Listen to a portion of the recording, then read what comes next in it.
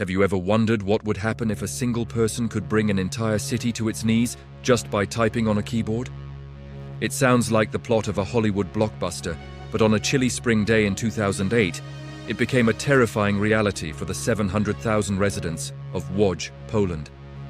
This isn't a movie script.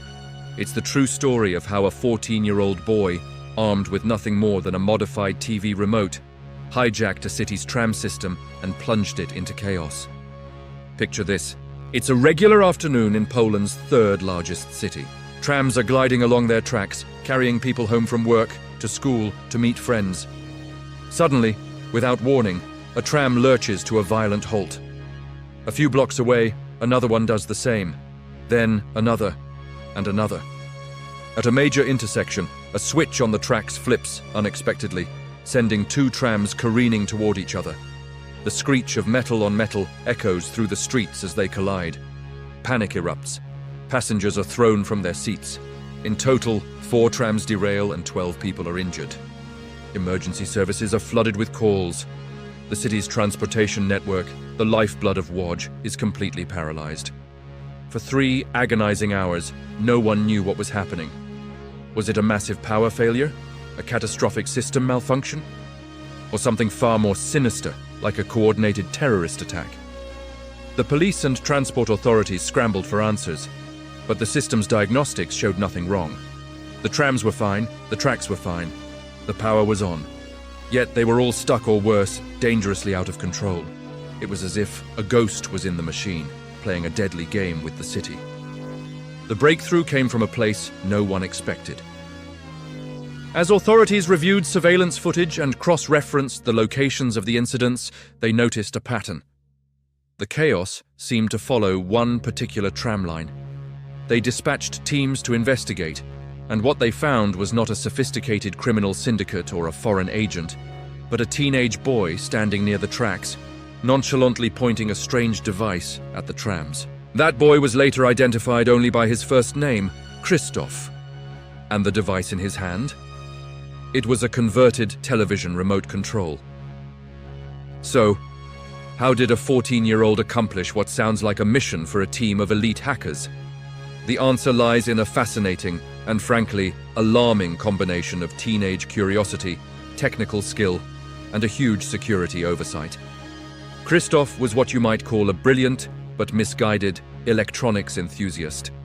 He spent his free time tinkering with gadgets, studying schematics, and learning everything he could about how the world around him worked. He was particularly fascinated by the city's tram network.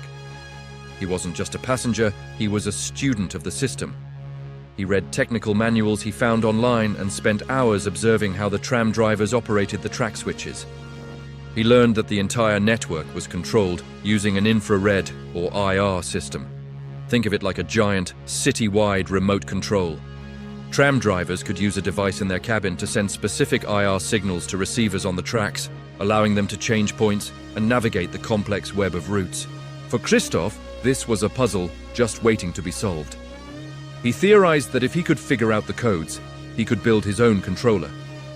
He started by modifying a standard TV remote, amplifying its signal, and turning it into a programmable transmitter. Then came the hard part, cracking the codes. He spent countless nights analyzing the frequencies and signals used by the trams. It was a painstaking process of trial and error, but his persistence paid off. He successfully reverse-engineered the control system.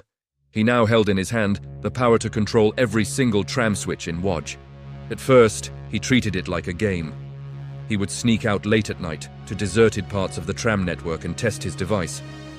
He'd flip a switch, watch a tram get diverted onto an empty siding, and then flip it back. For him, it was a thrilling, secret project. He was proving his own genius. But like many stories of power without responsibility, the game soon escalated. He got bolder. He started manipulating the tracks during the day, causing minor delays and confusion. He found it funny watching the drivers scratch their heads, completely unaware that a teenager was playing puppeteer from a nearby street corner. The thrill of the game and the desire to show off his skills eventually overrode any sense of caution or morality. On that fateful day, he decided to take his prank to the next level. He went to one of the busiest parts of the city and began systematically wreaking havoc. He didn't just flip one switch, he flipped them all, turning the orderly flow of public transport into a cascade of collisions and derailments.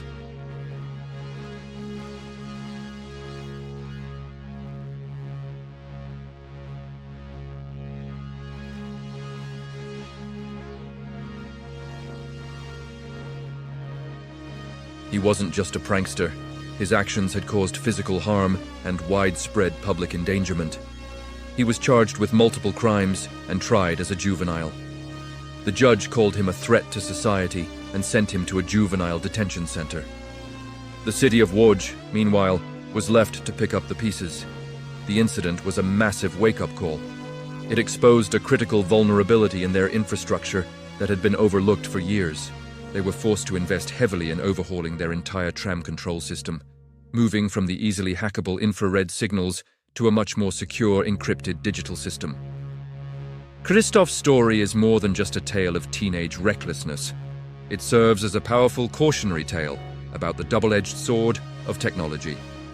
The very systems that make our modern lives convenient and efficient can also be our greatest weaknesses if not properly secured.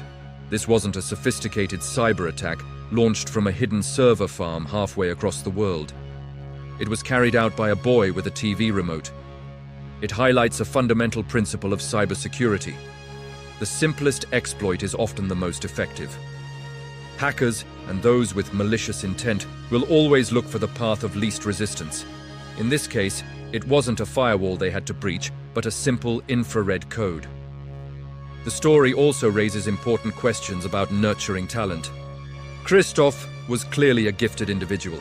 His ability to reverse engineer a complex system at such a young age is remarkable. Imagine if that intelligence and curiosity had been channeled into something positive. If he had a mentor, a program, or an outlet that encouraged ethical hacking or engineering.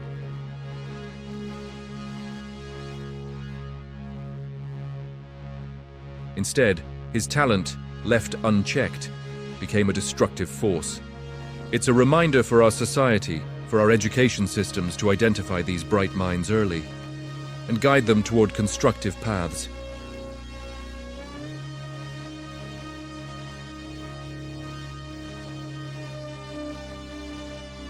The world, a very expensive and very painful lesson about the fragility of our modern world. Thank you so much for watching. If you found this story as fascinating as I did, make sure to hit that like button and subscribe for more deep dives into the most incredible true stories. Let me know in the comments what you think. Was Krzysztof a misunderstood genius or a reckless criminal? I'd love to hear your thoughts. Until next time, stay curious.